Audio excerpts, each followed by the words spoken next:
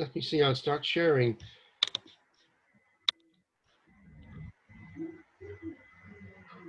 So hopefully you can all see that now.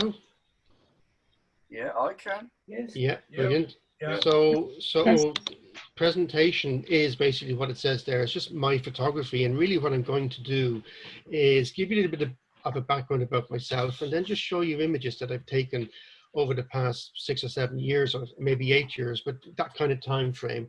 And the images really are all captured digitally, and I'll explain a little bit about how I do that aspect of things. Minimum amount of post-processing works. In other words, you're not going to see any composites or things of that nature. These are all just straight everyday photography type images. And they cover a range of genres, and as we go through it, you'll see what that is. So just a little bit of information about myself. So I mean, I've been around doing photography for basically as long as I can remember. I still remember being a child, like 12, 13, that kind of age group, being away on family holidays and wanting to borrow my mother's camera and take photographs rather than being one of the subjects in the camera when she would be taking photographs of us on holidays. And when I was in secondary school, there were some teachers there who were interested in photography, and they had a camera club. And obviously back in those days, this was back in the 1970s, it was all film based. So they had a dark room as well. And I learned the basics of what would go on in a dark room at that stage. But it was when I started working that I met a colleague of mine at that stage who was a member of the Dublin Camera Club. And of course, I'm based here in Dublin in Ireland. And I joined the club there, as you say, in 1982. And it was around about then that I could afford to get a decent camera, so an SLR and all that kind of stuff. And so all of my foundations in photography date back from those times. So I'm a film photographer who has migrated into the digital era, as I suspect an awful lot of people are. I know some people aren't, and I know that a lot of members of my own Dublin Camera Club, I'm still a member of it, and they would have just joined us in the recent past, and they've never had anything to do with film photography. And I think that those foundations that I got in film photography have actually stood well to me. As I say there, I'm still an active member of the club. I have been president of the club twice. I'm still a committee member, look after the program aspect of things for the club. And I don't know if anybody is familiar with Semitic Photographic Society. I think, John, I think you might be a member there. But anyway, it is, they are a FIAB exhibition centre, and they have their own clubhouse, as you know. We're the same here in Dublin. We have our own clubhouse, we have a gallery, we're a FIAB exhibition centre as well. I'm also the FIAB liaison officer for Ireland because I'm a committee member of the Irish Photographic Federation, which is like your own federations over there in the UK, looking after all the different camera clubs here in Ireland. So that's it. That's enough about me. Let's start having a look at my photography. And one of the things I always think about photography is that it's one of those hobbies that can lead itself to you being as involved as you want to be. So you can become really, really passionate about it and spend an awful lot of your time doing photography and thinking about photography and so on like that. Or you can just dabble in it from time to time, whatever way you want to do it. And the other great thing about photography is that it allows you to combine various different interests. So if you were interested in, let's say, sports photography, in sports, then you can become a sports photographer. Or if it's nature, then you can do nature photography, and so on like that. So for me, right from the very beginning, I was really always interested in people, but not so much as in formal portraits in studios. It's all out in the street, and very much into travel photography as well. So the first set of images I have to show you tonight are really all around that area. And I'm going to start off with this lot here. And these are some images that I took back in 2014 when my wife and I were lucky enough to get to go to Burma, or Myanmar as it's called nowadays. And this would be my approach to travel photography as distinct to anybody else's. So hopefully you'll see that, there's a bit of a different way of looking at things going on here. One of the things we did for the very first time ever, we booked ourselves onto a tour which is organized by somebody else. Normally we will book our own flights, book our own accommodation, do a bit of research beforehand, figure out where we want to go, and have an idea to do that. And as we go to each place, we'd organize to go to the next place and so on. In Burma, at the time when we were going there, it wasn't really possible to do that because the infrastructure wasn't set up. It just wasn't possible. There weren't buses and trains and things as you'd see in other countries. So we had to book onto the tour, and it was actually one of the best things we ever did, because it freed us up to concentrate on doing photography all the time. And it was a small group of people, only 8, and absolutely everybody was interested in doing photography. So there were no non-photographers there on the trip. So that was brilliant. So we started off in Mandalay, and this is just one of the temples that we went to. And in the temple, they had a school. Now you find in a lot of countries like that in Southeast Asia that the temples, the Buddhist temples in particular, will have schools, and local children go there because they can't really afford to go to the normal state primary schools because you still have to pay fees. So here we are here, just wandering down around the temple complex. I just saw this guy here behind the bars and said, that's it, I have to get this photo. And it was his eyes, it was his face as much as anything else. So just using narrow depth of field, concentrating on his face, getting his eyes sharp, making sure I didn't cut his face too badly with the bars, so no bar going down the middle of the nose type of thing. And that's it. So a minimum amount of post-processing required afterwards. Just a little bit of exposure control, contrast control, and there's a little bit of a color cast that had to be removed, and that was it. And this one, one of the things you would have seen, I've got some photographic distinctions. So I'm a fellow of the Irish Photographic Federation, which is equivalent of fellow of the Royal Photographic Society, and I've also gone down the FIAB road. So I've got my eFIAB Gold, and I would enter a lot of these images you're going to see. A lot of them would have been entered into internationals, and this one back in 2016 got me FIAB Gold medal in the Southampton International for the best environmental portrait. This is just one of those other places we would have never have found by ourselves if it wasn't for being part of this trip, because it was a place attached to a monastery where they were just carving out statues of the Buddha. And that's all it is. It's just, there's the lady doing her work. Now you'll find in Burma an awful lot of people, young and old, have all of these markings on their face. It's called a tanaka, and it's just a paste made from wood, and they put it on. And the way it was explained to me by our interpreter was that they use it as a means of sunblock. So instead of having normal Nivea or whatever sunblock, they use that instead. One of the things we did on the trip was in the central highland area, we did an overnight trek. So we walked little paths through the mountains, going to all the little villages, stayed over, and that was really interesting. It was different. But one of the things I found most interesting about it was the fact that there was hardly any mechanization. So everything, the plows, the carts, all of that kind of stuff were being pulled by beasts of burden, like this cattle here.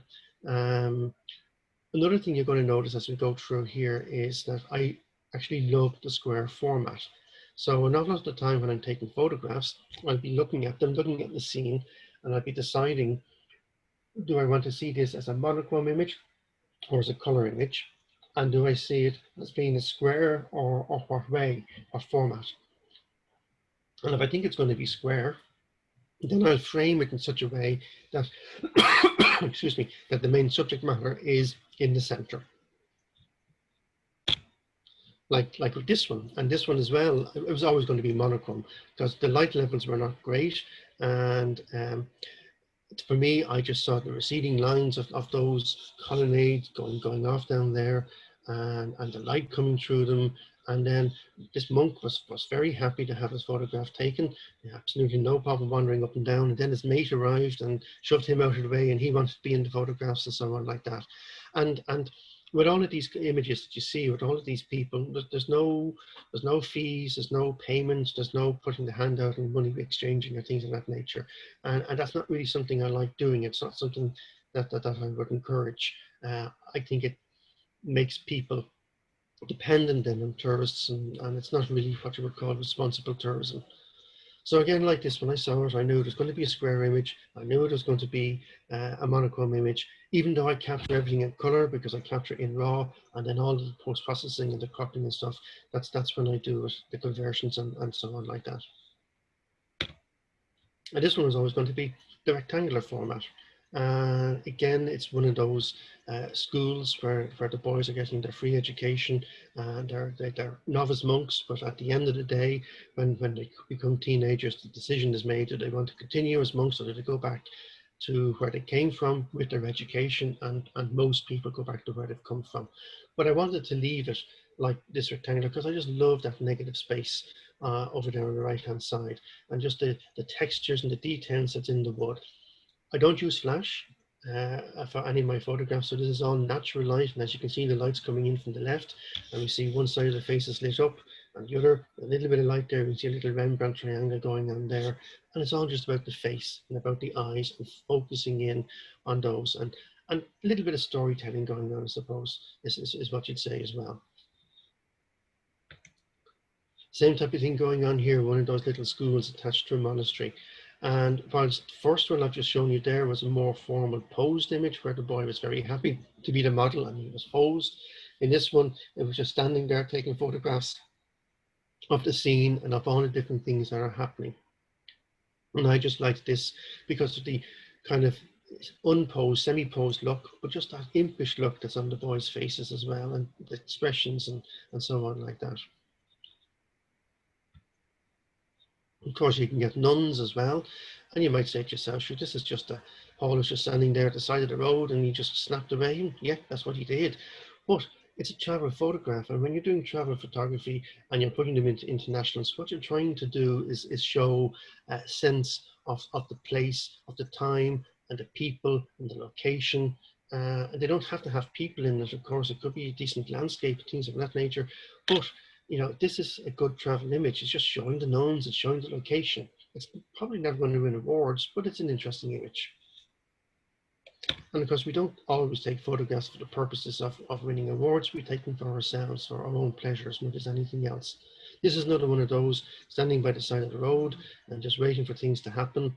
And the bus stopped. And I just thought it was interesting because there's an advertisement for whatever, but there was people in the advertisement, and we see that down on the bottom, and then the people above sitting there looking out through the windows, some at me, some not, some on the phone, doing all those other kind of things.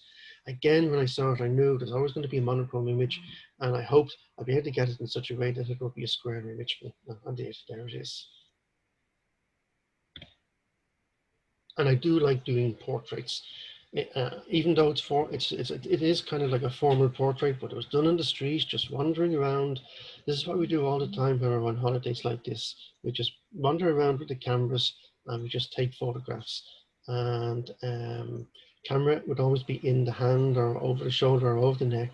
And saw this man in the market, and I asked, can I take your photograph? Now, obviously, I speak fluent Burmese, and if you believe that, you believe anything. And he speaks fluent English, not, of course, but you can still make contact with sign language and so on like that. So he was very happy. And now that's not the full capture as you see it there. There would have been more around him. That's how I've cropped it afterwards. And I deliberately pushed him up so that he's up high and over to the right in the frame, deliberately so. Narrow depth of field going on here, so the lens is wide open.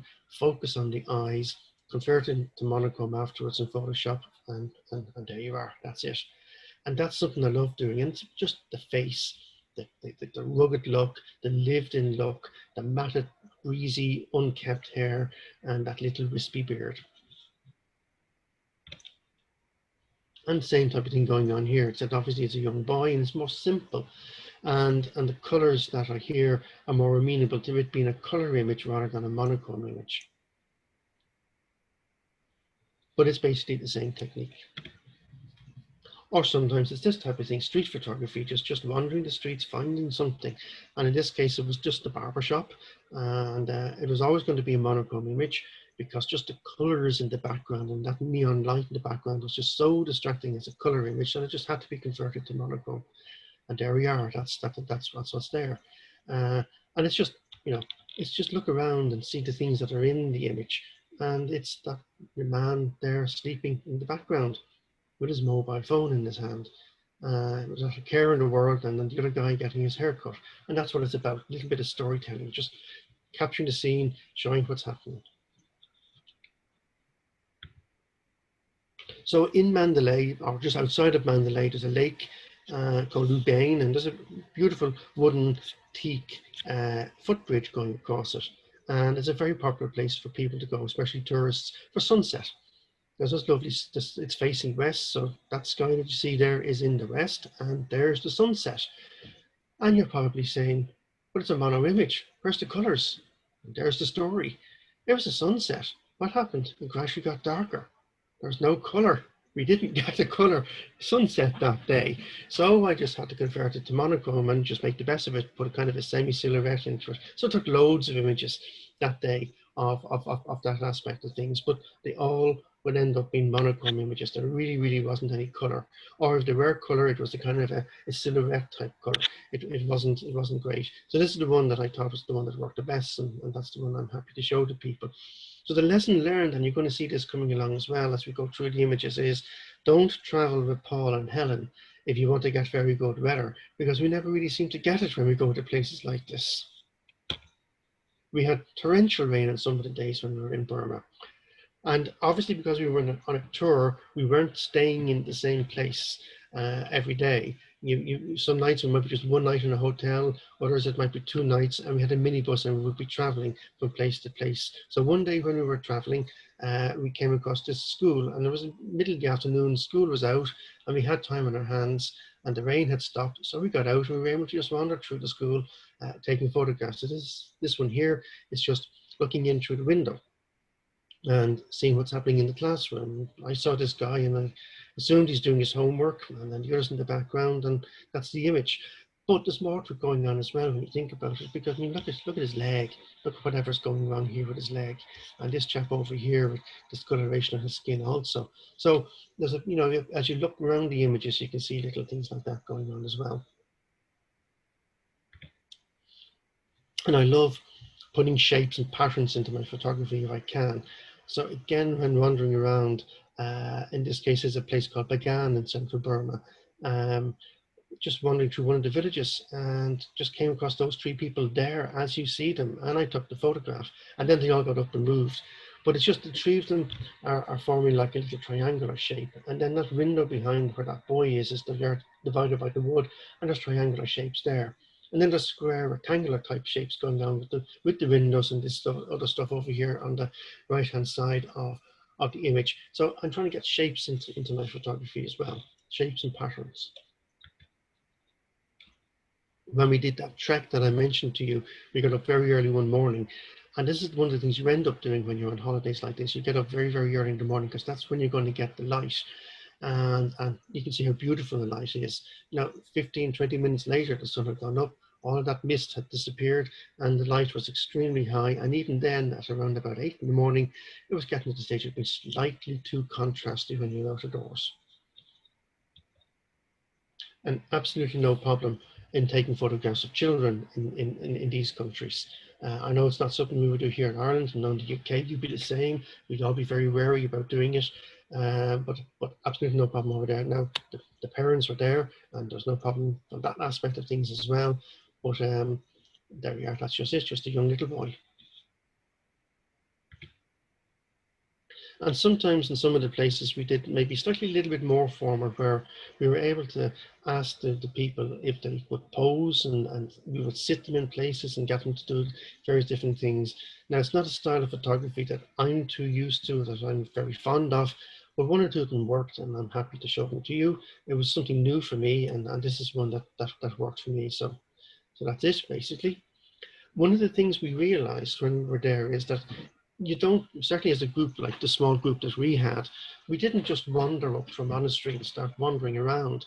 When we got there, our tour leader, who's a guy from the UK, but he's based over in Cambodia, and he organizes trips like this for photographers all around Southeast Asia. But one of the things that he did was he would go with the interpreter to find the head monk, and he would find the head monk, explain who he was, say all the nice pleasant things, make a small donation to the monastery on our behalf, and then we would have the monk's permission and we could wander wherever we wanted to go. So that was a useful tip as well. So we got on so well on that trip to Burma that the following year, that same guy, Nathan Horton, was organizing a trip to Nepal. And it was going in November, which is like a festival time. It's a bit like, you know, Thanksgiving time in the States, or St. Patrick's Day here, or Chinese New Year, when everybody tries to get together in their family groupings and visit each other as families. So that was what was good about it, and we decided we would go then. Now, that was November 2015. And if you remember, in April 2015, there was a massive earthquake in Nepal, principally in Kathmandu and around Kathmandu area. And a lot of the local towns and villages in the Kathmandu Valley were very badly affected. Kathmandu itself, not too much, though there was some damage, but some of the local towns nearby were really badly affected by it. And initially, our trip was cancelled. We had paid a deposit, so we were told absolutely no problem in transferring onto another trip, either that year or the following year. And then word came back saying, well, hang on a second, we might be able to organise it. And they did, they just changed the itinerary. So we went. And in this case, there were only 5 people on the trip, as well as Nathan himself. So 6 of us, and then the local people, guide and driver. And we went down to Chitwan National Park, and it's supposed to be a place where you see wild animals, elephants, rhino, and things like that. And yet we did see one elephant and we did see one rhino. So it wasn't brilliant from that point of view. But what was really, really great about it was that it was full of people. Loads of local villages, little villages where people were living. So we were able to spend a good bit of every day just wandering through the villages, taking photographs. And this is the first day that we arrived, going into this place, and all of this piles of straw and people just sitting there taking it easy. And I just called this one after the harvest. And I mean, as I said, I tend to just stand there and wait for things to happen rather than arranging people. So the people, as you see them there, are as they were arranged themselves, and just taking lots of photographs and waiting for the right expressions and so on like that. And obviously, I was happy with this one. And here it is, I'm showing it to you. The difference I found between Burma and Nepal is that in Burma, the vast majority of people are Buddhist, whereas in Nepal, the vast majority of people are Hindu. I don't know how religious or how observant they are, but it's Buddhist temples that you see everywhere in Burma, and it's Hindu temples that you see everywhere in Nepal. But there are still some Buddhists there. There are a lot of Tibetans who have come down from Tibet over the years and who are living in Nepal, and there's obviously Tibetan Buddhist monasteries as a result as well. This is a Hindu temple, and this is a holy man who is sitting there saying prayers. You can give him donations and he'll say prayers on your behalf for your special intentions. So no problem taking photographs of him. And I just love him and love the background, and then that dog just coming to us. I don't know what it is about the dog that I like, but it's there, it was coming at us, and it was included in the photograph. You want to spot a trend, or if I let you, you would spot the trend, which is I like taking photographs of barber shops. Now, I don't have too many of them in the presentation today. And this is one just again in the back streets of Kathmandu, wandering around, usual thing, you know, wandering around camera in hand. This is it. Now, it was all indoors, not in artificial light. As I said, no flash. So slow enough shutter speed, pushing the ISO up. So just on the borderline that the camera was able to cope with before too much digital noise was introduced. The camera I was using back then was a Canon EOS 5D, the Mark II. I found if it went up beyond about 800 ISO, you started getting an awful lot of digital noise. I've upgraded since then to the Mark IV, and it's much better from that point of view. And this is what I'm talking about with digital noise. So this is back down in Chitwan, and wandering the villages, and this lady invited us into her house. This is her house, this is her kitchen. This is where she's cooking the food for the family. And she's doing their equivalent of donuts. So that's paste made from whatever flour, rice flour or something like that, and a pan of hot oil, and she was just deep frying it, and then lifting it up and letting it drain. And that's what the photograph is. And I just loved the little window with the bars, you know, the streams of light coming through it, illuminating where the fire is, illuminating where the donut thing is. But if you look closely at the reds in her t-shirt and even at her foot, you'll see an awful lot of digital noise there. So even the noise reduction software that I have wasn't really able to cope too much about that. And that's one of the things that I did not like about that particular camera. Uh, like I say, I've subsequently upgraded, so the new one is much better. So for this particular one, as I say, no flash, nothing at all like that. So I had to push the ISO up. Can't remember exactly what it was. It was probably something like 1600. And I rested the camera on my camera bag, which was on the ground. And it was just a slow enough shutter speed, like maybe, a quarter of a second or an eighth of a second or something like that. And luckily enough, I got it without any movement. Again, just wandering the streets of Kathmandu, and when you see Kodak sign like this, I'm not sure what else can we do except take a photograph of it. And it is the yellow, it's the Kodak, and those two young boys just standing there. They were happy to be included in the photograph. But it's also all the other things like the details, like the carving on the posts and the little things like these posters and the little statue of whatever god that they have there, which they have up as a devotional thing. And it's just all, again, just all the storytelling aspect going on. Or this one. So this is back down in Chitwan, where again up early in the morning, I think it was something like 6:30 or something like that, out as sun was coming up, and even then people were going about their business. They were going to the fields, they were at work doing all that kind of stuff, and just taking photographs of them as they were set about doing it. And these four lads just happened to resolve themselves into that arrangement. And again, by using the wide open, the f5.6 or whatever it was I had it at on that particular lens, getting a narrow depth of field, and that's it. And this is, again, something where I'm kind of slightly contradicting myself with what I said. It is the middle of the day, and these people are outdoors, but I still took the photograph because I just liked what was going on and the bit of storytelling that was going on here, and the family and the young kids, and this is where they're living. And I mean, like everywhere else, the young kids have their stuffed toys and whatever, and that's just it. Just trying to show what's going on.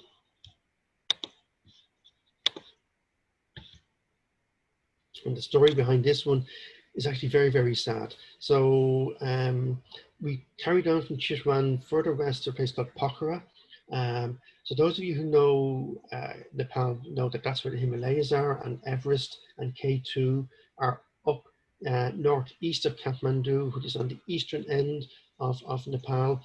And then on the western end, we have Pokhara, and that's where you have Annapurna and Dalgiri and other tall mountains like that. So we didn't get to see Everest, but we were down in Pokhara and we saw Dalgiri down there. And again, we went in a trek up into the mountains and spent our overnight in the small little guest house of one of the local villages. And this is one of the ladies we saw in the local village. Now, over in Southeast Asia, most people live in family groupings. So you find older people living with younger children or grandchildren or other relations or whatever. This lady was living completely by herself, and she had no visible means of support. Nobody really knew too much about her, which is really interesting. So very, very sad. And as you can see, very much a lived in look on her face. Her clothes are absolutely filthy dirty, as you can see, and she really didn't have much money. So we collectively just banded together and did a little collection. And instead, the responsible tourism thing, not just giving her the money, but we went to the local store and we bought her a load of food, rice and bits and pieces of things like that, and gave that to her just to help tide her over. Now, Nathan, the guy who organizes these tours, goes to Nepal every year at this time of the year and tends to have a similar itinerary each time. So he's been back since then, and that lady is still alive, still there. So that's good news. Just, a street scene in Kathmandu, just things happening, and that's it. But I still can't get away. I really love this thing of just finding people and taking portraits of them. Same type of thing going on here. In this case, it's indoors, and it's just whatever the available light was, which was his artificial light, with a little bit of light coming into doors and windows, which is to the right as we look at the image. off camera. And again, this is one of the things that I've noticed with the digital SLR. The latitude is way of the sensor is way much better than it ever would have been on color film. I would have taken quite a lot of color slides down through the years, and to try to get him correctly exposed and the background correctly exposed in a color slide would have been virtually impossible. I would not have gotten that detail in, but I do get it with the digital SLR, so that's good news. But again, wandering the streets, we went to a place called Patan, which is a little town beside Kathmandu. It's basically a suburb of Kathmandu nowadays as Kathmandu expands, but it still has its own name and identity. And we stayed there, and we went out very early in the morning. Just Helen and I just wandered out and about, and we came across this market. And it was a livestock market, and it was different because of that. And we just wander around, and this is one of the images that I got. Absolutely no problem, as we can see, with people being prepared to have the photograph taken. Same techniques as would have been in Burma. I mean, I don't speak the language, they don't speak my language, but sure, we can still use sign language and whatever, and that's it.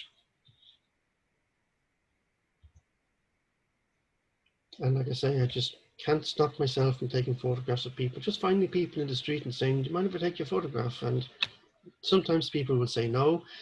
And if they say no, well, then that's fine. You just got to respect that that's what's happening. And sometimes they'll say yes. And this gentleman said yes. As did this guy. Now, I wasn't that close to him when I took the photograph, obviously. This is how I've done it afterwards in post-processing, just to crop it like that. Probably very much in your face. It's not, I wouldn't always necessarily do it quite as close a crop, but it worked, I think, in this particular instance. This one is more a similar technique, just pushing them up. The head isn't quite as large, it's not as advanced and forward in the frame, but it's working okay for me.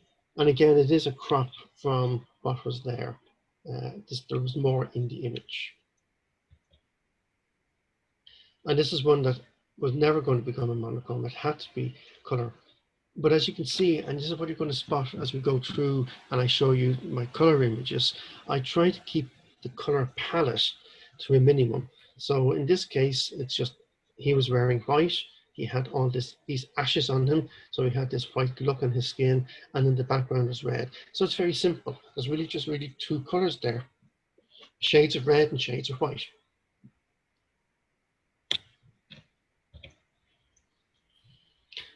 Again, this is one of those exceptions where there was a Buddhist temple in the middle of Kathmandu, and on the top of one of the outbuildings there was this metal cubicle and all these photo lamps. And this monk was there tending to it all. So this is where the difference is, because I did ask him if I could take this photograph. I did pose him. I did ask him to put his hands into the prayer sign and to look at me and so on like that. I took a few different images, and this for me was the one that worked the most. And you know, other people obviously have thought the same as well, because it's won a few awards for me and gotten lots of acceptances, including getting me another FIAP gold medal. So I was thrilled with that, as you can imagine. Now, spot the trend going on here, folks. So I'm going to have to stop this, I think. Just getting in close. And for me, again, it's just the lived-in look in the face and those three little teeth coming up in the lower lip. And sometimes just happy little things can happen. So I saw this store in the middle of Kathmandu, and it was in a slightly touristy area. It's like, I mean, if you go to London and you're down in the Soho area or Covent Garden, you're going to find an awful lot of tourists in those areas. And that's what was happening here in this particular part of Kathmandu. And this is a store selling things like rock salt and spices and teas and things like that, and an awful lot for the tourist market. So I was just thinking, I'd just take a photograph just to show what it was like and what was happening. But you've got to be really observant all the time. And I find an awful lot when I'm doing this kind of photography, when I have the camera up to my eye and I'm looking through the viewfinder, I have my other eye open and I'm really looking around all the time at what's happening. So I saw out of the corner of my eye this young boy on the bike, and I could see him coming up to me, and I could see he was interested, and all of a sudden he was in front of me. There he is, He's now the photograph, because I could see that if he did get into the front of me, it would make an more interesting photograph than the one that was there without him being in it. So sometimes you have to look around, you have to grab the opportunity when it comes and so on like that. So those were the two trips that we've done recently with Nathan Horton, but we've also been to India and we've been to Kerala. I've been to different parts of India, and my fellowship panel, which unfortunately I can't show you because it was all done on film and done in the dark room, and I don't really have digital scans of any of that to show you. But it was done on travel photography taken in Rajasthan and Delhi, around that area. This is a separate trip that we did, which is to Kerala in the southwest. Beautiful part of India, really, really did like it.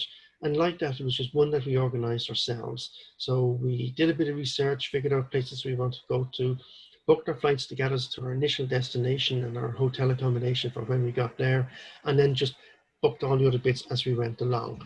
And we ended up here in this town called Alappuzha, and again, just our normal thing, wandering the streets with our camera in hand. And over there in Southeast Asia and in India, people tend to live on the streets, and their houses and their shops and businesses are open to the streets. So again, just running down the street, and I saw these people in their house and said, do you mind if I take your photograph? And I was just standing there in the door was wide open, and that was their living room, and they were looking at television. There's the photograph. Or this tailor shop, and completely open, kind of walking off the street up 1 or 2 steps and straight into the shop. And I don't know if that man was a customer or just happened to be there and saw us and stood, but he's now part of the photograph. And then we have the tailors in the background doing what they're doing as well. The thing that you find in Southeast Asia is that if you're religious, either as Buddhist or Muslim or Hindu, you're probably going to be teetotal, and you're probably going to be vegetarian as well. So they don't have the kind of pub culture that we have here in Ireland and in the UK. But instead they have all these little tea shops. So again, wandering the back streets of Kerala, came across this little tea shop. And this is one of the guys inside. And I just loved the look of the place. There's a timeless look to it. Your man there, with his bare chest and his glass of sweet chai Indian tea, very strong, very sweet, very spicy, horrible stuff. Hate the stuff, but anyway, they love it. But then we have all the Buddhist, all the Hindu gods on the posters behind them, and other bits and pieces and things like that. And the only bit of modernity that's really coming into it is that cellophane packet of crisps or whatever it was that he was eating. Well, one of the things we did when we went to Cochin, that was the first place we started off in Kerala, and there's a travel agent beside where we were staying, and they had tours arranged to a place called Munnar, and we know we wanted to go to Munnar. Munnar was up in the mountains. There are tea plantations up there, and I've never been, neither Helen nor I had ever been to any place like that, so we decided, yeah, we go up there. That would be one of the things we'd like to do. Now, we started off as I said, in Cochin, and it was torrential rain in the morning when we were leaving. So we piled into the car. So we had a car and a driver to drive us up, and he stayed with us all the time we were up there and brought us around. And we had some accommodation and meals organized for when we were up there, and then he brought us back to the next place we were staying. And on the way up, the rain eased, and we came to this place where it was an elephant sanctuary, and they had brought the elephants down to the river, and they were bathing and cleaning the elephants. And this is the image that I got. And I just like it. Again, the storytelling, the element of trust that the elephant is showing, and the element of care that the gentleman is showing to the elephant as well. Again, just wandering the streets up in Munnar, and just one of the scenes that you see there. This wasn't in Munnar, this was back down in Alappuzha. Again, it's a warehouse open to the door to to everybody just as you were walking past, and it was kind of end of the day. It was kind of like maybe 4 or 5 o'clock in the evening, and I just see this guy is totally exhausted after his day's work and lugging all these sacks of grains and rice about the place, and he's just taking it easy.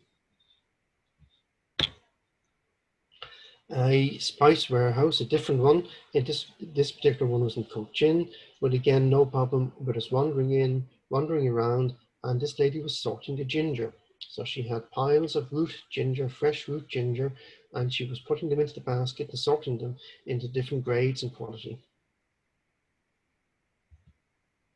And everything is lived on the street in Southeast Asia. So if you want to find a barber for a shave or a haircut, and you just go to your local market and there'll be guys there.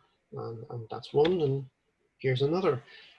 And you would have noticed, and you notice it's quite a lot over there, in India especially, they recycle everything. So when you're finished with your car, well, sure, your ring mirror can become a mirror in your barber shop. And another one of the markets that we came across, and again, this one was unusual, um, because this man was selling songbirds to people as pets. And I don't think I'd ever seen that before in a market in Southeast Asia. So one, I mentioned that a lot of people over in these countries are vegetarian for religious purposes. Well, when we get on board our flight and we're leaving Dublin to go to places like this, we become vegetarian, not for religious purposes, but for health purposes. And this is part of the reason. This is market, and it was open air, but it was kind of covered in the sense that there were, as you can see up here at the top, there were tarpaulins over all of the stalls. So it was covered in from the elements, but it wasn't a proper shop as such. So there was no refrigeration. And this is where the butcher is selling his meat. And we can see the legs from whatever it is over here. We can see the bits of meat all over the place, and this log of wood is this block, and he's preparing his meat to give to this customer, and then the cat pops up and the cat is stroked, and then the meat is handled.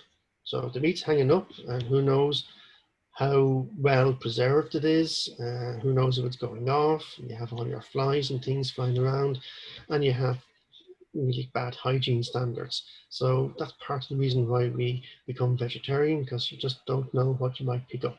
I mean, everybody hears about Delhi belly, and believe me, I've had Delhi belly. It's not pleasant.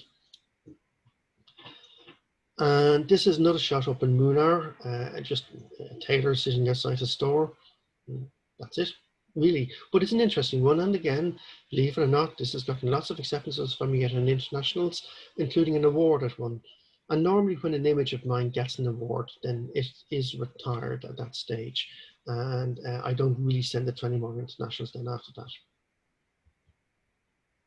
I call this one, what do I do with it now? So again, as I said, everything is open and everybody just walking past and see what's happening. And this guy was dismantling the truck, and there it is, bits all over the place. And I just saw it as in, well, I've done that. Now what's next? What do I do with it now?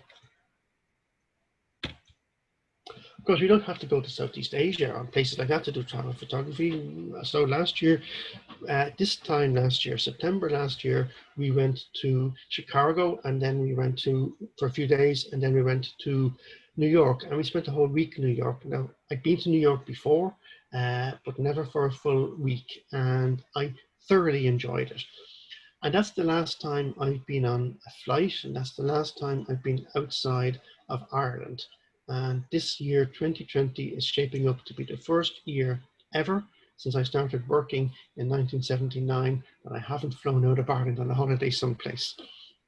But anyway, here we are. So we were riding the subways quite a lot because where we were staying was on a subway line and was the best way of getting about.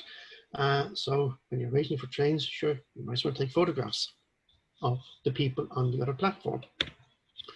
And what I was trying to do here was I could see with the trains coming in and slowing down, but they were still moving. So again, using a slightly slow shutter speed and getting the moving effect of the trains, and the people themselves are more defined because they were standing or sitting. Because you don't have to go abroad to do travel photography. And travel photography, as I said, is showing you know, a place and a people and a time, you can do travel photography where you live. And this is in Dublin. It's for those of you who are familiar, Dublin, there's the River Liffey, which flows through the centre of the city, in the same way that the Thames goes through the centre of London. And we have a bridge, many bridges, but this is one is O'Connell Bridge. It's a big, big bridge, very wide bridge, not in length, but in width. It's actually probably wider than it is longer, if you know what I mean. And like a lot of places in Western Europe, we have our difficulties with people who are sleeping rough and have addiction difficulties and whatever. And this guy was one of those. He was sitting on there with his mug, you know, getting donations from people passing by. So absolutely no problem. Engaged with him, spoke with him, told him I wanted to take photographs. Wasn't a professional, blah, blah, blah, blah. So absolutely no problem taking photographs of him. And the exception then in this case obviously is because of what is happening. I did make a donation into his cup for him. In Chicago last year, there's this place here. It's a big, big metal ball. It's a sculpture. It's called Cloudgate, and it's designed to reflect the clouds in the sky and the buildings, and obviously people. And people find it fascinating, and they stand there and they take photographs of themselves and their friends. And I'm hiding somewhere behind a group of people there, hiding myself and taking that photograph.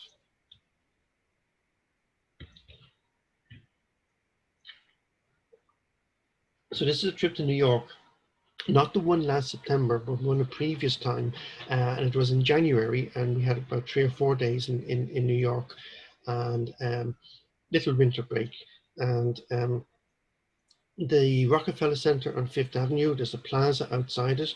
And in winter time, they freeze it full of water and freeze it, and it becomes a skating rink.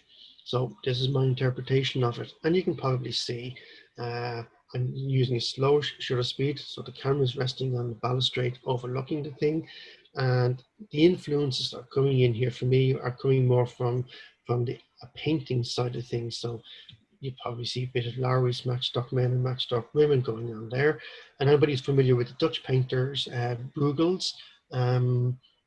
They would have had these kind of stick, not so much stick figures, but these kind of people doing things in interesting places, and that's part of the influence that's coming on here in this one for me.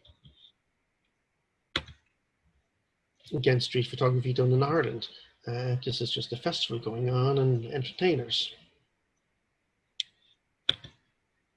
Or our general post office in Dublin City Centre, and just, you know, passers-by type of thing. Back to O'Connell Bridge on a different time, and something we haven't seen for quite some time, which is the bus coming in from the airport and all the tourists getting off and wandering off to the hotels. Not going on from a tourism point of view at the moment because of COVID.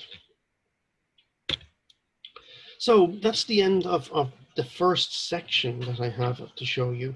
And we're going to go on to something completely different now. And you're really going to see a complete change of aspect, of approach to photography, and the style of imagery that I'm coming up with. Because not only am I interested in people and travel and things of that nature, I'm also interested very much in landscape and coastal and seascape type photography. So I met Helen, my wife, nearly 20 years ago, and she was a member of the camera club that I'm a member of, and we just kind of hit it off and got together, and that's it. But Helen comes from Kerry, which is down in the south west part of Ireland, and it's a rural place. It's farming community, fishing communities, that kind of stuff. And that's her background, and her mum's still alive, and she has other siblings and lots of relations living down there. So we spent a good bit of time traveling up and down, visiting. Not so much this year, again, because of COVID and lockdown and restrictions, but normally that's what we would do. And that sparked interest in me in landscape and all of those kind of forms of photography. So I've got some images to show you taken from down there. So if you're familiar with Kerry, you've probably heard of a town called Killarney, which is the biggest town in the county, and it's a hub of tourism. It's been there for quite some time as a tourist spot. Somebody called Queen Victoria visited there when she was reigning monarch back around about 1850s or 60s, around about that time. So they've been doing tourism there for quite some time. Beautiful spot, absolutely beautiful, beautiful, fantastic landscape imagery to be taken around down there. And famous for its lakes, the lakes of Killarney. And behind the lakes, the back end of the valley where the lakes are, is this place here called the Black Valley, and this part of it called Drumluska. And it's famous here in Ireland, in the Camera Club, for this particular type of photograph. That abandoned house and the winding road leading up to it and all the stone walls. And I was there around about February, March time, end of February, beginning of March. So the trees were bare of leaves, and that, I think trees are fantastic at that time of the year. I think they're way much more interesting than in the summertime when they have all the leaves on them. And there had been a fall of snow the evening before. So it didn't stay on the ground, on the roads, but it was there on the hills, as we can see. A different time, we were in the same location, different time of the year, different weather conditions. This was one of those days when you could be standing in your living room looking out and saying, this is raining. And you're not sure because you can't see any rain falling. But when you stand outside, you suddenly realize, oh, I'm wet. It must be raining, because there's that kind of drizzly effect coming on. And I still take photographs in weather like that. And you can protect your camera with an umbrella and so on like that, plastic bags, cloths, whatever. And once the rain isn't blowing in the wind and falling onto your lens and your filters, then you'll be fine. So I'm not saying that this is a stunning photograph, but this is just one of the lakes in that Black Valley area, and it's just the grasses growing up in the water and the reflection of the colors in the lake, and the rain falling, and you can see the rain falling in the lake there. Same area, different day, but similar kind of weather conditions. It had actually stopped raining now at this stage, and this is a style that I like doing as well. This kind of soft pastel look, the use of white layers and desaturation slightly to give this kind of soft pastel feel to the photograph. And I would be very much a print photographer. Um, I mean, nowadays needs must. We're like a lot of places, our club cannot physically meet, so we're not going to have any print competitions, I should imagine, this side of Christmas. I'm not too sure what might happen next year, but I would suspect for the first part of the year we will be in the same situation. Our government this week is going to be announcing new levels of restrictions, so I cannot see us getting back together from that point of view. But Zoom for us is fantastic, and our competitions are now purely just projected competitions done over Zoom. But going back to the prints, I love doing prints. It's really where it came from at the film and the darkroom days. So would be an image which would be printed onto one of those soft, fine art papers, like a permajet portrait white or smooth art silk or something like that. Tuscany, we got to go to Tuscany a few times over the past few years because I mentioned our clubhouse is a FIAP exhibition centre, and we've done an exchange and we've twinned with a camera club in Tuscany who also have a FIAP exhibition centre there. So the typical Tuscan landscape, and early in the morning, spot the trend going on here, folks, early in the morning, out to take photographs of sunrise with the mist hanging in the valley. And unfortunately, once we got the mist hanging in the valley, the colours weren't quite as good, and the sunrise, we didn't get that kind of golden glow type of light that you would like to get. So it wasn't quite as successful from that point of view, but still interesting enough image. This is the type of weather that we got on that trip to Tuscany. This kind of dull, very cloudy all day type weather. So, you got lots of cloud, I'm sure you might as well make a virtue out of them. And this is it, deliberately chose to put the hill to the bottom with the marching line of trees just marching up the hill to the little houses and the huge, huge big sky then above that. It's probably never going to do very well in the competition, but it's my reaction to what we had on the day, and I'm happy with it.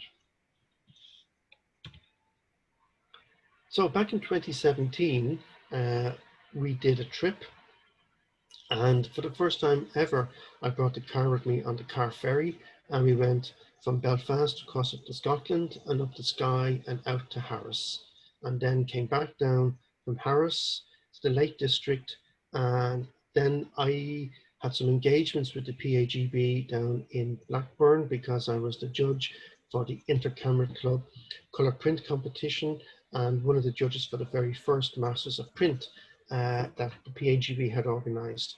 And this is typical of the weather that we got on all of the 2 weeks when we did that trip. So we spent about 6 days, 7 days on Harris, and I don't really have anything to show you. And this is what we got in the Lake District. So as I say, if you hear Paul and Helen going someplace on holidays, don't go to the same place at the same time because you're guaranteed to get bad weather. But you needs must, you do what you can. So, as I said, Helen and Kerry, and that sparked my interest in landscape and coastal photography. So I've got some here to show you, all of them taken down on the Dingle Peninsula, which is where Helen comes from. And this is where she actually comes from. This is a place called Inch. So Inch Beach, very well known here in Ireland and amongst other people as well. It's a big spit of land that juts out into Castlemaine Harbour between the two peninsulas of the Dingle Peninsula, which is where we are, and those hills that we're looking at are the hills on the Evora Peninsula, which is to the south of the Dingle Peninsula. And we're on Inch Beach here now, so it's a big beach, big spit of land, which goes for about 3 miles out into the bay. So you can see what's going on here now. I'm getting very much into the long exposure side of things. And this is one of the things that kind of impels me finally to stop using color film and to get my digital SLR. So that was probably around about 11 or so years ago, because that's when my interest in long exposure was beginning and it was becoming extremely frustrating. So think about it, you have your color slides in the camera, you take your 36, you don't know what's happened because you can't see the results until that roll is processed. I never processed my own color slides. I never got into doing E6, so they would have to go off. Initially, there were labs in Ireland, in Dublin, where you could get them processed. Then they closed because there's no business. So sending them to the UK, and then the labs in the UK closed because there were no business. So they ended up having to go to France and Germany. So you could take your roll now, post it tomorrow, and in 6 or 8 weeks' time, you might get the results back. So you've had your session, 36 long exposure images, you see the results, and it's all rubbish, and you just bin it. So it is extremely frustrating. So that was one of the reasons, not the only one, but one of the ones that kind of said, maybe it's time to make the change and buy a digital SLR. So prior to that, I have been doing scanning of my images and doing a bit of Photoshop work and printing them out, but still capturing on film. Finally, I gave in and got the digital SLR. And that's when my long exposure really became more to the fore. So not everything I take is obviously long exposure. This is back onto Inch Beach. Now, as I said, I'm a traditional photographer, so there's no composites, there's not an awful lot of post-processing work going on. This was a winter's day, and the wind was very strong, and you can see it was cold in the way that people are dressed and huddled up, and are walking their dog on the beach, but just a little bit of light came out. The clouds broke, a little bit of light came out, and all of that mist and stuff that you can see is just the cloud and the rain and the spray coming up off the water there. Similar type of thing going on here, different time, but it's the same location, it's Inch Beach. And you can see, if you look very closely, you can just see here along this horizon line, you can see a little bit of the mountains on the other side, on the Evora Peninsula coming through here. And as you can see, our color images, and that's what I was saying before, it's about keeping it simple. So this image is really blue, red, white, and black. There were no other colors in it. Keeping it simple. Simple, for me, is effective in color photography. But I love doing this kind of minimalist style, especially in monochrome as well. So long exposure, I'm talking about minimum of 30 seconds, sometimes more. So I've got the leaf filter system. I've got some graduated neutral densities, and I've got the full neutral densities in various different strength factors from 3 all the way up to 15. And the stronger they are, the longer the exposure. And then I found part of what you find with that is it helps accentuate things. So you get more detail. So these rocks, if that was just a straightforward image based on what's there and you just took your exposure from the water, these rocks could be a little bit blocked up in the blacks. But by doing the long exposure, you can get the details exposed as a result.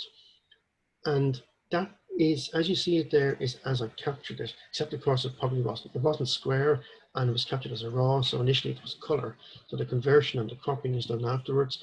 But the softness that you see in the background was there because of the weather conditions. One of those soft, hazy, misty days. It wasn't raining where I was, but it was raining over there where those mountains are. Same type of thing going on here. So sometimes people would ask me, the cameras and equipment. So I've mentioned it's the Canon EOS 5D Mark IV that I have nowadays. I've got a 24-105 zoom lens, and that's the one that lives on the camera. And just about every photograph you've seen to date has been taken with that lens. And I bought that lens back in the film photography days. I've also got a 17-40 zoom lens, and this was probably taken with that one because of the wide angle effect that we can see on the rocks here in the foreground. Again, the keeping it simple and keeping it minimal, the minimalist style of things, that's really, really what I like doing. And going back to the same locations time and time and time again. And you might say to yourself, do you not get bored? And the answer is no, you don't. Because every time you go back there, you're going to have different weather conditions. Something will have happened. Something will be different. It'll inspire you in some different way, despite the fact that it's a similar technique that I'm using, and that it is the long exposure that I'm using all the time. So this is the difference between the travel and the coastal and the landscape. These are all taken on camera on tripod. An awful lot more consideration gone into what's going on, to how I'm reacting to the location. And it's also all about getting to know, by going back time and time again, getting to know the location, getting to know and understand the tidal conditions, the weather conditions, and they all vary from season to season and time of the year and so on like that. Knowing where the sun will be when it rises and when it sets, and there are different locations depending on the season. Further west or further east, depending on the time of the year. Again, same location. These are the same beaches. I've shown you images from just two beaches here now. One is called Inch, the other one is called Menard. And you can see the minimal from the point of view of the content, and the minimalism going on from the point of view of the color palette. And then just to blow it all out the water, of course, you don't have to do it that way. You can do it this way and just make it more contrasting, more stronger. And this is just not as long a shutter speed. It's still, camera is still on the tripod, but we're probably only talking about 3 or 4 seconds now, just to get the streaky look in the waves. And it's anticipating, is it best to have it when the wave is crashing and coming in and crashing at you, or after it's crashing and it's receding? And as, depending on how the tide is, depending on how the boulders are strewn in the sand, will dictate which works best. And this is the same location again, just different view of it, different approach, different lens, and so on like that. Back to Inch Beach. Again, one of those really, really bad days in the winter. So spot the trend here. I tend to do my landscape and coastal photography more in autumn, winter, and spring, and not so much in summer, because I don't like it when the light is very strong, very high up in the sky. I much prefer it at sunrise and sunset, and even during the day then in winter time, because you can get these kind of conditions as we see it here. And so it was in the afternoon. It hadn't been great all day, and then in the afternoon it kind of took up a little bit. Lighting broke through a little bit more because the clouds separated, and a little bit of light came into the sky, and that's what I got. So I want to show you now a series of images are taken all on the same beach, which is Canard. And again, it's emphasizing by going back to the same place time and time and time again, You can really get to know the location and seasons and the tides and all that kind of stuff, and also get a range of different images. So for me, certain beaches in the Dingle Peninsula are going to be sunrise beaches, and certain will be sunset. So Inch Beach to me is a sunrise beach. This Canard is a sunset. So I'm looking south and slightly west. So it's south west west or south southwest that we're looking at here. So the sun is going down over my right shoulder as we look at this. And that sun sets, I tend never to point the camera exactly where the sun is. I'm depending upon the reflected light which is coming into the other aspects of the scene. And I do the same thing for sunrise. So never point the camera where the sun is, but point it away to other aspects of the scene. And you can get beautiful light as a result of doing that. And you can see the lovely light being reflected onto the mountains and onto the sea stack there.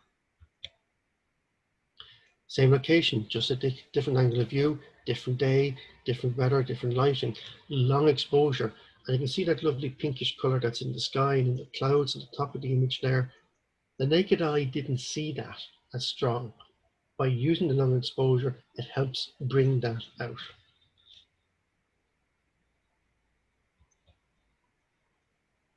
And same type of thing going on here. It's all just bands of color and just a wispy pastel look.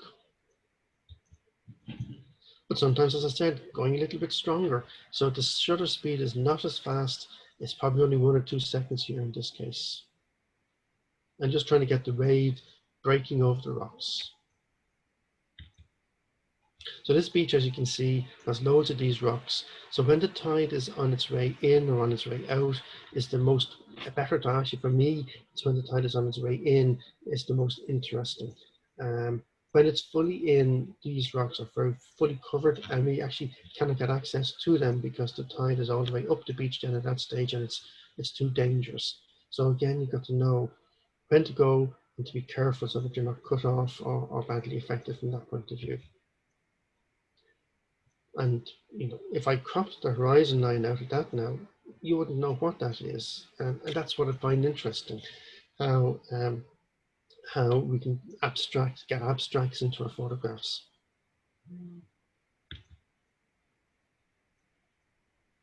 And all of these taken over the years, different times of the years, but all on the same beach. And just playing around with what's going to be included and what's not going to be included in the image and the angle of view and the composition, and then the final presentation, will it be square or not.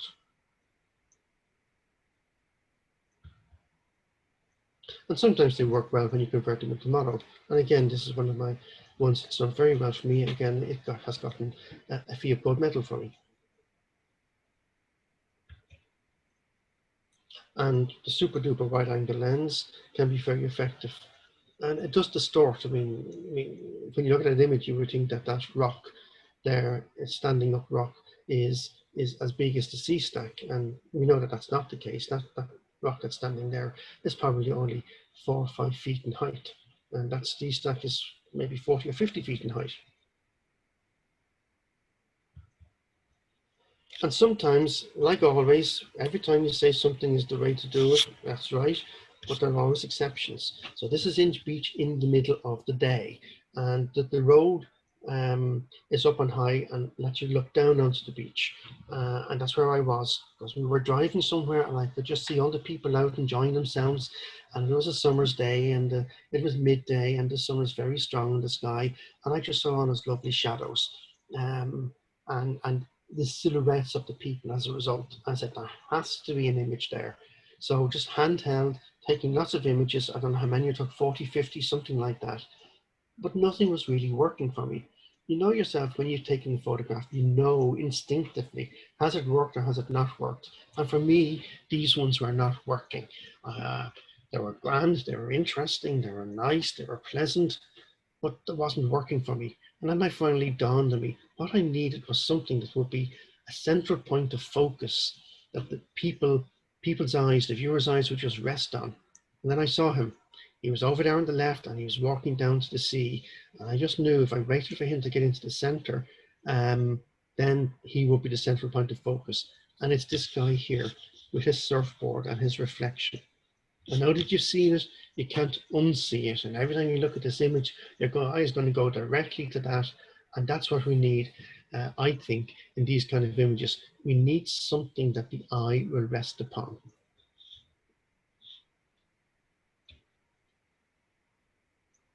And this one is on Inch Beach, and this is a sunrise. So the sun is coming up over our left shoulder, but it's casting this beautiful pinkish light onto the scene. And the slow shutter speed in this case is probably around about 10 seconds or so, helps just bring that out. And this again is another one where it was a very, very dull day, and just the slow shutter speed, a little bit of light came into the sky, and that's it. But as you can see, it's very much the minimalist type of imagery that I'm interested in.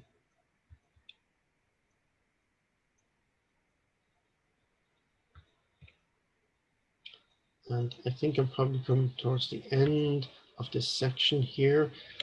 This is the last one, again taken on Kennard. So, you know, there's many different ways you can look at it, many different approaches that you can take, and I've tried them all down through the years. So I've tried to just show some of them here for you. And of course, we can always include man-made objects. And this is Menard. An awful lot of the time, the images that I showed you from Menard, I was standing on this pier, and I decided I would include it in the image in this particular one. And this would be one of my favorite of this style. And you can probably understand why. It's the minimalist, it's the muted color palette, it's the very, very simple image, but I still like the kind of misty pastel effect that I'm getting on it.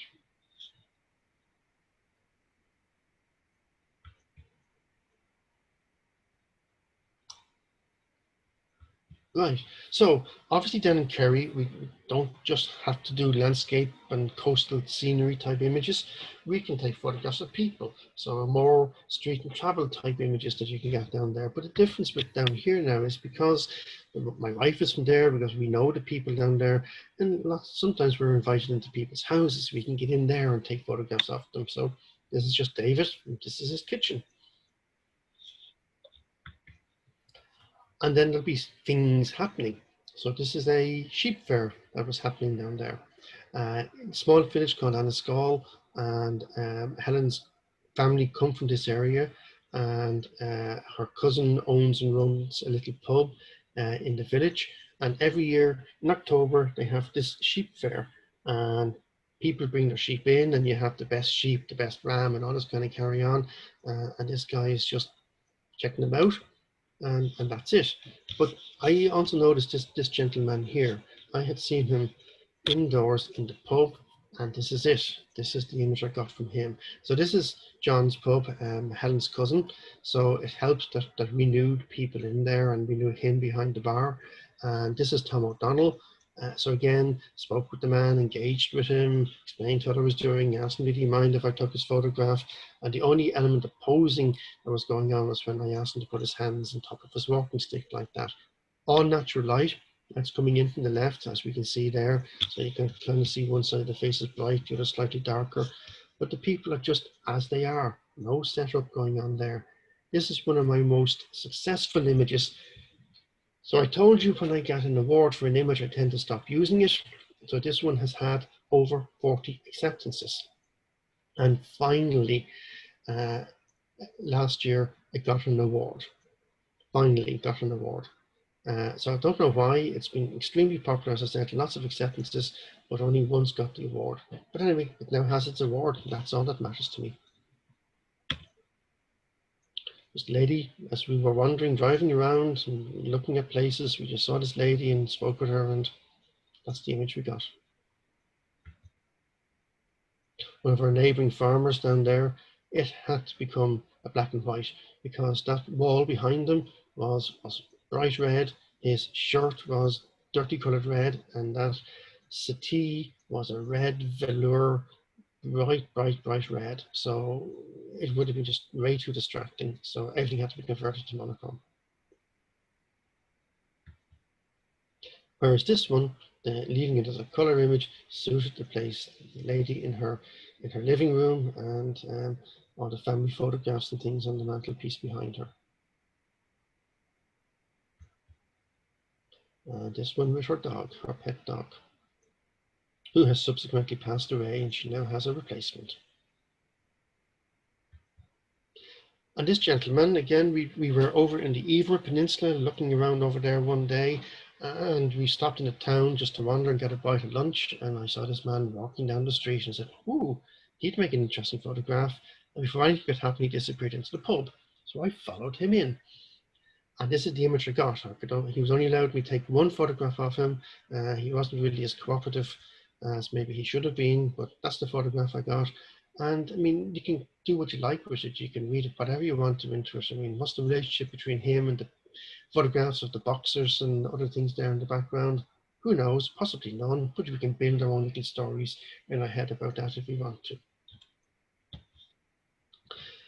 Finally, another aspect I'm really interested in is architecture photography. So this is one of them. I want to show you a set of images that I've taken which are architecture. So going back to Chicago, I've been fortunate. I've managed to get to Chicago twice. So last year, as I said, and once many years ago, maybe 5 or 6, 7 years ago. And this is downtown Chicago. This is the J. Pritzker Pavilion for the Performing Arts that we see in the foreground, and it's designed by Frank Gehry, the American architect. If anybody is familiar with the Guggenheim Museum in Bilbao in northern Spain and all those wavy lines that are in the roof structure, that's a Frank Gehry design. That's his building, and that's his kind of leitmotif, his thing which makes him stand out from others. Those kind of non-straight, shapely, curvy lines, and the use of these titanium tilings on his surfaces. And I just liked his lines, his curving lines, with the straight up and down buildings behind, and the kind of the clash between the two. And this is obviously the Lincoln Memorial in Washington. So is it an architecture? Well, maybe it is, because it is showing a bit of the building, but it's also a pictorial shot. You could even say it's even a travel shot. So it can go into a number of categories if you want. New York City. This is one of the replacement buildings for the World Trade Center that was destroyed back in November 2011. Sorry, 2001. And when you're presented with a scene like this, I mean, it is just a straight up and down. So you just, you throw your head back and you get converging verticals all over the place, and that's what you end up with. But it's interesting enough. And last year, finally, I got to go again up to Fifth Avenue to the original Guggenheim Museum, the one that's designed by Frank Lloyd Wright, which I think on the outside is absolutely fascinating building with the curves and also the rectangular shapes that are there in the building, and how one kind of works against the other. And that's what I saw here in this particular one. But then you can go inside, and one of the things I love doing is actually going into art museums like this, because I'm really interested in that aspect of things. And I love looking at the artworks and getting inspiration from them as well. So I spent a good few hours in the Guggenheim Museum last October. When you're in the foyer, this is what you see, and you come up the ramp here and you follow it around. And as you go up and up and up around to the top, we have all the various different artworks displayed on the walls. And then over here, through here, we have different various rooms where the artworks are stored and displayed also. So there's great pattern type shots, great architectural shots that can be got from the inside. And this is probably what you see when you get to the top. This is the roof. Again, just beautiful patterns and shapes going on there as well. But you can get little vignettes like this as also. Again, as you can see, keeping it simple. The color palette is as simple there. And fantastic shapes and silhouettes that you can get out of it as well. So I really like the silhouette here of this man with the triangular effect of the one down here and the one over there. So we have a little triangle going on there as well.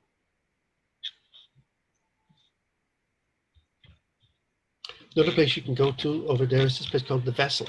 So it's just a big standalone, I don't know what you call it, an artwork or but it's not a building which is a functional building, but you enter in and you just walk up all these staircases all the way to the top. And as you get up to the top, it's bigger at the top than it is at the bottom. So it's a vast shaped building or structure. And it's free entry, but it's timed entry because they'll only allow so many people in. And when you get to the top with the super duper wide angle at 17, this is kind of like the view that you can get. And then as you're going up and down, you can get kind of views like this as well. And again, it's just waiting. For me, it was waiting for people to move out because I didn't want to have too many people in the image. And luckily enough, I only ended up just with those two ladies at the bottom.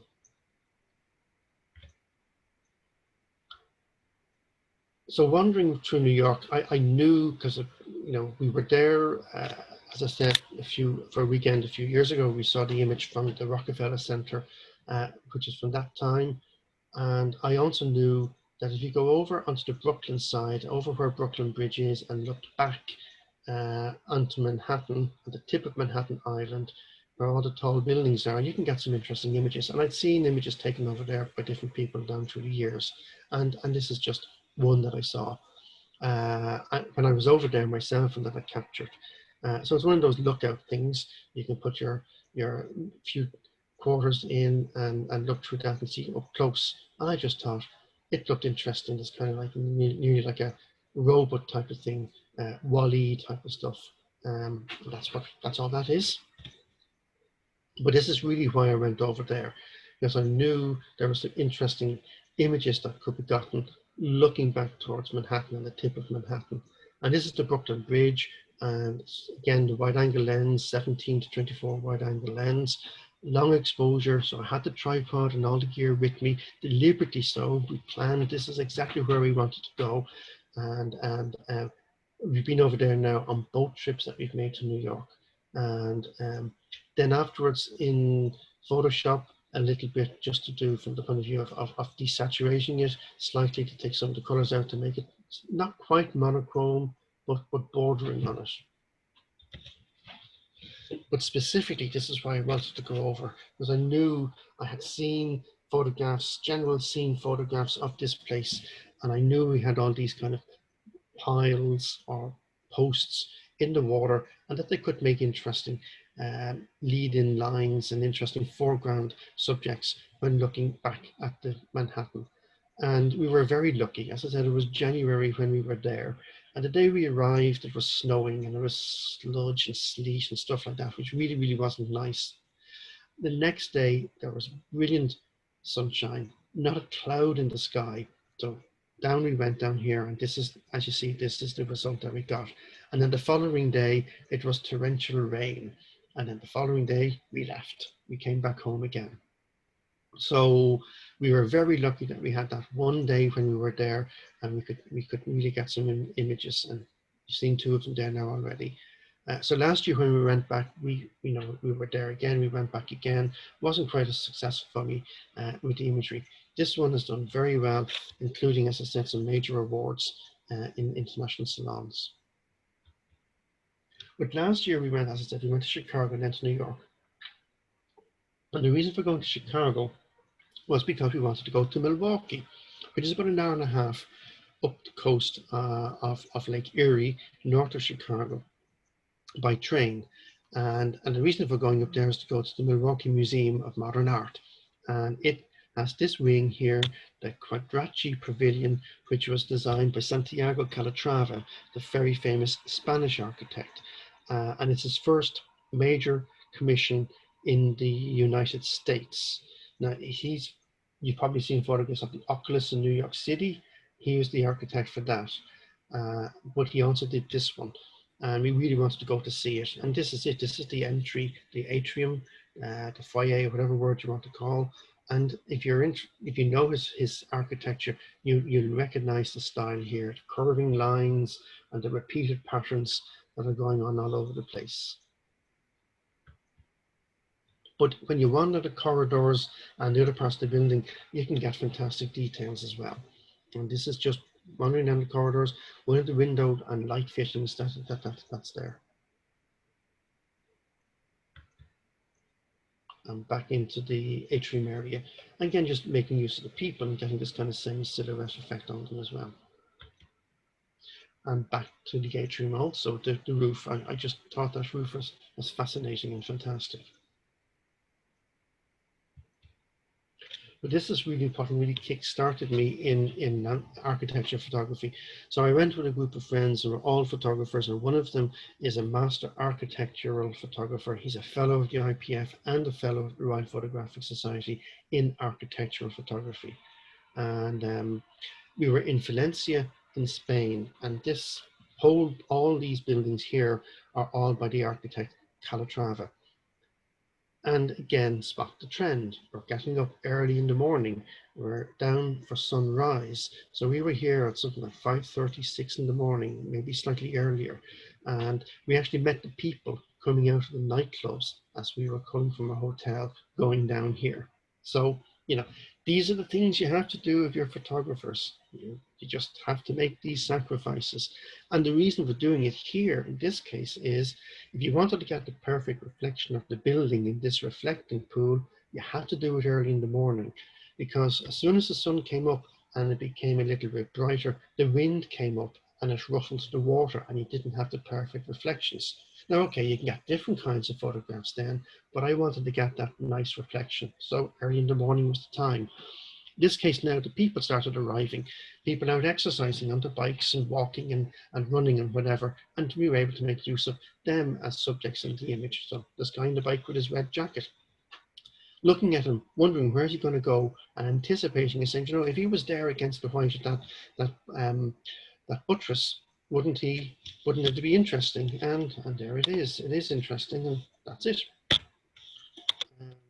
Or waiting for and turning into monochrome, waiting for somebody to walk through and waiting for them to be in the center and knowing that I was going to make it as a square image. And sometimes you can use the overhangs of bridges and other buildings as framing devices when you're taking your photographs as well. Nighttime, you can do nighttime images here. Now, when I do nighttime images like this, I always like to have a bit of color in the sky. So yes, the sun has gone down, but it's still showing a little bit of color in the sky. And of course, yes, I have my tripod and I'm doing a long exposure on it as well. But you can get something interesting as well if you wanted to. And during the day then, the buttresses that are there on that building were throwing fantastic shadows onto the building itself. And that's what interested me. That's what attracted me to this. And then I realized with all the people passing back and forth that if I could get the right arrangement of people, it could be something interesting. So many shots later, much anticipation and waiting around later, I got these three people. So some photographers might be tempted to clone in and clone out. I just try to capture what you see is what I've captured and as part of my raw file, and that's what's there now in front of you. And then there are details, like this is the entryway into the underground car park. For the cars to go down, and for the pedestrians, the people when you're on foot, so you can come down these stairways from up above at street level, down here to the first level down, and then this is the lift that's going up and down as well. So you can find all these lovely details in the place also. And under the buttresses, you can get different kinds of patterns and shapes as well. So nearly at the end now, folks, you'll be glad to hear, but one thing that I'm really interested in doing, and one thing that our club does every year, is we producing images as a series that together tell the story rather than individual images by themselves. And we have what we call our panels night. So we would ask our members to bring down a panel of images, 5 prints, all on a theme, all telling a story. They put them up, they speak for a minute or two about what it is, and then at the end of the night, all members present vote on what they think was the most successful one.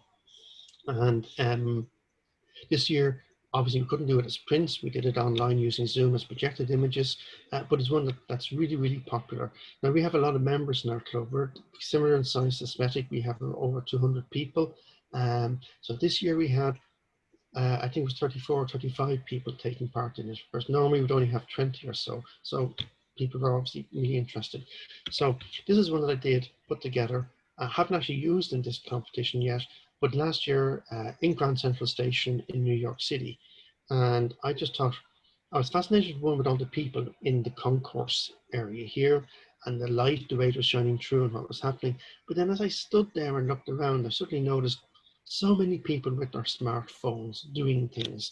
So this man here, these people over here, they're all standing, all looking, this man here, all standing, all looking at their phones. We can see the screens lit up. And then this lady here taking a photograph of her friend here. So this is a series of 5 that I produced. And again, my camera was resting on the balustrades on the stairs. So using a slower shutter speed, maybe 1-2 seconds, that kind of time. So people are standing still, are there standing still, and then the blurred effect of people as they're walking about. And it's all about people being isolated in the crowd.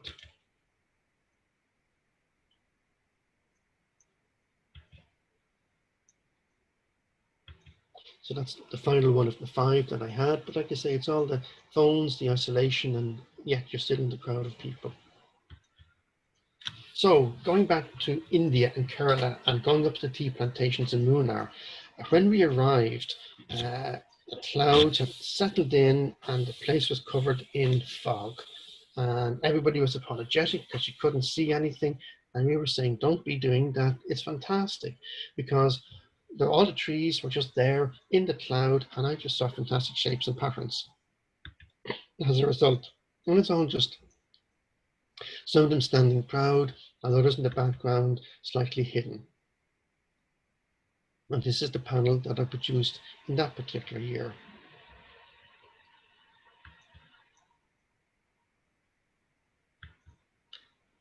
And then, as I said, 2 years ago, we were in northern Spain in Bilbao and went to the Guggenheim, the Frank Gehry Design Building.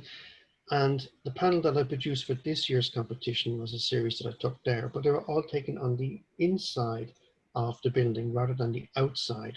And it's all about the patterns and the shapes and the conjoining of the squares and rectangles and curves and so on like that that you see in the interior of the building. Very abstractly to a certain extent, but something that I like doing. I like just finding images in different things. And that's how the final set would have looked if it had been printed and put out in front of the people.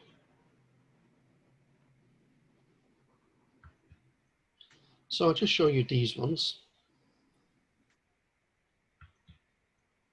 And normally if I was physically present with you and showing them to you as prints, I'd be saying, well, how do you think I took them? And I'd remind you of the fact that I don't do composites. And that's what the final set would look like. And of course, how I've done this is by, this is a museum, an art museum. And when you come into the foyer area, there's a big plate glass window and they've got water flowing down on the outside of the window. So I'm on the inside looking out at the people outside. And some of them are coming up to the window and some of them are staying away and just getting all these interesting patterns and shapes. The one exception there is the one in the middle where the table and chairs are. I'm actually on the outside looking through the window into the foyer, and that's what I saw in there at the time. So no matter where you go, you can find images if you want to. Just got to keep your eyes open. You look around and be observant. So going back to Valencia, we didn't spend all of our time at the City of Arts and Sciences, the Calatrava building, because sometimes during the day the light was way too strong, too bright to do architectural photography. So we went in to the city centre, to the old town, and there's a beautiful cathedral there and a bell tower attached to it. And you can go visit the bell tower, and most people, when they go there, they stand at the bottom and they look up.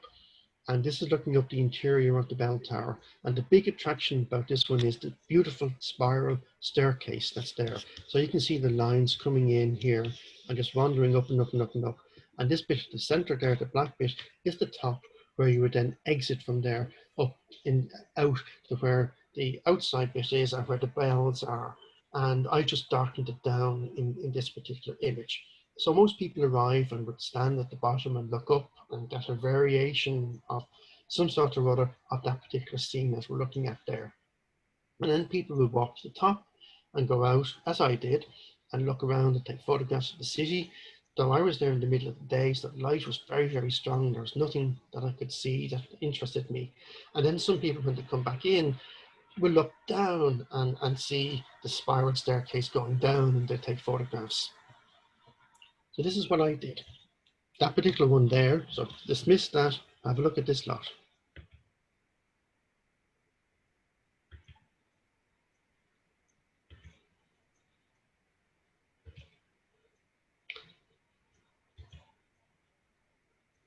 And this is how they would look. And these would have been printed on a fine art paper. It's, as it says there, it's a panel of images showing the reflected light thrown onto the walls of a spiral staircase. So as I was going up and down the spiral staircase, and it is especially here, you can see the handrail as it curves up. And I just saw all these fantastic shapes and patterns in that spiral staircase, and how it was again set against the walls of the tower. And then there are these little slit windows, and the light coming through the windows was being diffracted into the various hues of the rainbow, but it was very subtle and very faint. And most people, as they were walking up and down, didn't see it. And it's only by using a long exposure. So I had my camera on a tripod on the stairs as I was going up and down, and only by using a long exposure was it helped to bring out those colors. And that's the set of images that I got. So this is the final image, just to show you a sunset image, again taken down in Kerry on one of the beaches down there in Kerry. So thank you to John for the invitation. Thank you, all of you, for looking. I hope you've enjoyed it. And if you have any questions, maybe now's the time to take them. So I'll stop sharing, and I suppose we can unmute and if anybody's any questions. Thank you, Paul. Very nice. I have one question. Your long exposures, what maker filter did you, were they 10 stop, and what maker filter did you use? They're all Lee filters, John. All Lee. And yes, I have the 10 stop. I also have a 3 stop and a 6 stop and a 15 stop. So I can use them in all various different combinations. Yeah. I'll tell you why I asked Paul. I use 10 stop filters. I've got a BMW, and then I've got another one, a cheaper one, which had a good write-up, and I thought I'd buy it to try it, which is okay. But all 10 stop filters, you do tend to get a colour cast, and you didn't seem to have much of a cast at all, and I wondered what filter you'd used. Yeah, and you're right, I do get colour cast sometimes with that 10 stop in particular, which is why some of the images ended up being monochrome. Yeah. And then other times, it's not as strong a colour cast. No. So I'm able to use hue and saturation in Photoshop to kind of take it away a little bit. Yeah, thank you. But I find the 10 stop, the color cast comes in on the very, very long exposures. So a lot of the ones that you saw there would have been maybe around about 30, 40, 45 seconds, that kind of thing. Yeah. When you start getting up into 2 minutes, 3 minutes and further, that's when it becomes really, really obvious. Yeah. So trial and error has shown that for me. I thought those beach pictures, Paul, was stunning. Thank you. Thanks, Steve. Yeah, thank you. Yeah. I mean, all the images are good, but just those just stood out for me. Yeah, I particularly like the long exposure images, and the abstract images. Those excellent. Yeah, thanks very much, and thanks to Jill for your comment to me there. Now I appreciate that. Thank you. Up until today, I'd always thought that street photography was synonymous with monochrome. Could I ask what makes you decide what's going to work in colour versus, or is it just experience? That's a very good question. I think part of it is, if you think about what I was saying about colour palette and trying to keep a muted colour palette and not very many colours, I think that's part of what will be going on as a deciding factor. You're right, street photography always is associated with monochrome. You have the big tradition of going down through the years from the 1920s onwards, you know, all these fantastic photographers like Duano and Henri Cartier-Bresson and people like that who will be street photographers. But there is now more of a trend and a fashion to do all of that as color photography. And then we'd see people like Martin Parr who would be doing the type of stuff that he does, and Bruce Gelden, I think his name is, in the States. So it's probably a little bit of influence coming in from those into my photography as well. But again, it's the muted ones. So I mean, an awful lot of the time it'll be looking at the image and saying, you know, is the color that's in this image, is it going to really lead to anything majorly distracting? And if it does, then that would maybe be the deciding factor to turn it into being a monochrome image. Thank you. Paul, do you have an Instagram site at all? I do, and I have a Facebook page. So you would, but I tend not to put an awful lot of my images up there because I would be concerned about people taking them and passing them off as their own and so on like that. So you will see some of my images up there, and I do what a lot of people do is, I mean, I've got a smartphone and I'll take images on them, which is, but that would be more like, you know, friends and family type images. I will sometimes, you know, if I'm in a place like the rest of Ireland or whatever, and I get to a nice place, I might take an image on the phone and then take the camera out and take what I would consider to be my more serious image of the location. And the phone image is the thing that might go up onto Facebook or Instagram. But not all. I mean, I do have others up there, and some of what you've seen today would be up there as well. So you will find me there, don't ask me what my handles are. I can't remember, to be perfectly honest, off the top of my head, but you will find me in both places. Okay. Anyone else? Very good indeed, Paul. Thank you. A lot of inspiration to come out of that, definitely. Thank you very much. You're welcome. Thanks very much indeed. Thank you. Okay, well, Paul, thanks so much for spending the time with us, sharing your work with us. I think we've had a bit of a whistle-stop tour around the globe